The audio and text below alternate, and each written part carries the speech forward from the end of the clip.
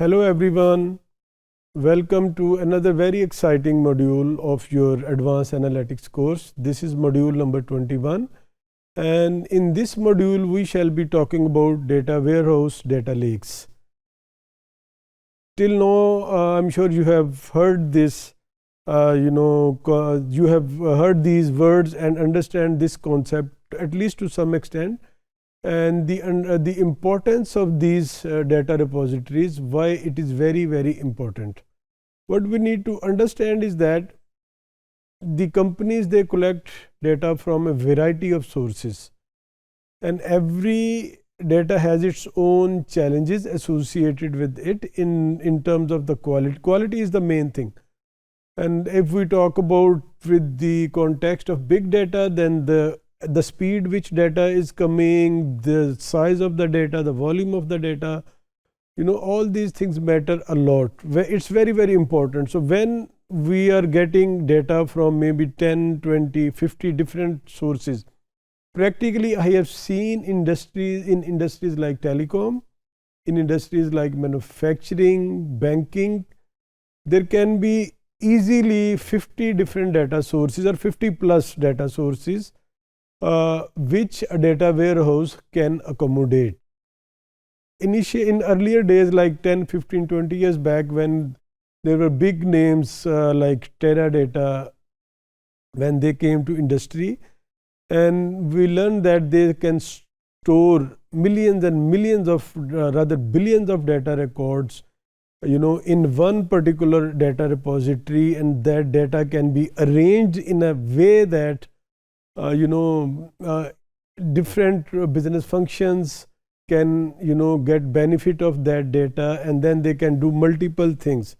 So you can imagine a large warehouse, maybe for a textile company or which you can easily visualize, because understanding data storage, data types, it may be a little bit early for you guys, but if we understand, just imagine a big textile company. I think it is easy to visualize what they have. They have lot of raw materials, right? They have yarn, they have stitching unit, then they have so many things, then they have spare parts of their machines, then they have packaging material, then they have final product which they are going to sell, right? So if just now we assume that it's a manufacturing company which import raw material, it process them, it create a fabric, then fabric is stitched, and then at the end there is a final product which can be a shirt or any garments, right? So if we see this is a pipeline, a production line or a value chain within a company, and then there is a data which is produced at each and every step of this production line or value chain within a company.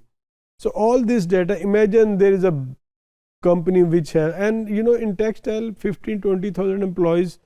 For a normal sized company, it is average they have more than 10,000 employees.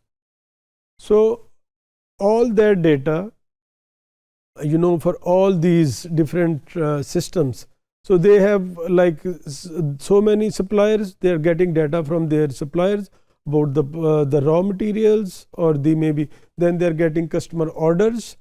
That data is coming from another external sources. Then they have internal, like product design, development, stitching, like the stitching line balancing, then the printing, dyeing.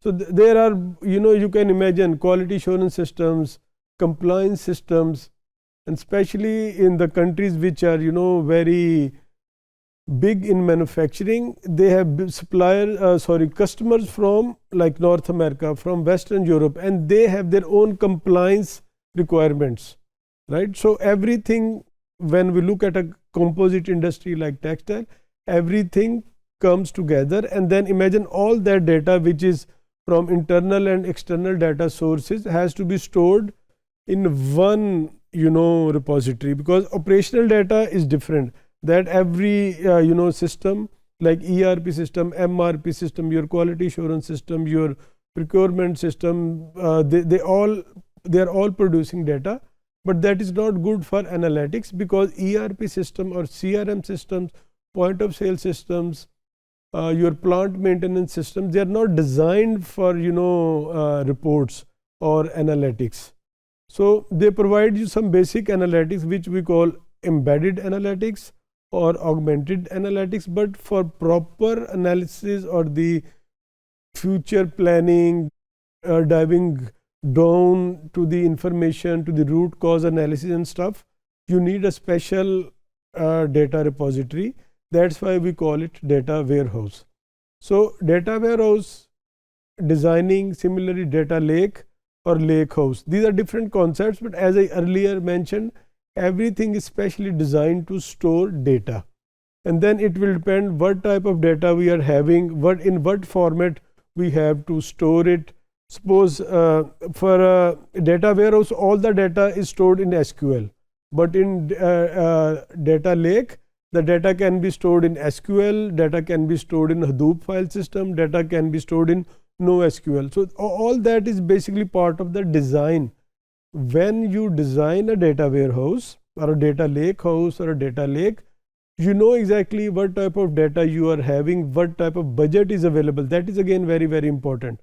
For proprietary systems like which Teradata or Oracle, IBM, they used to sell, they were very, very expensive. But these days, many systems available which can be, first of all, they are available on cloud and they can be, purchased on subscription basis or pay as you go basis.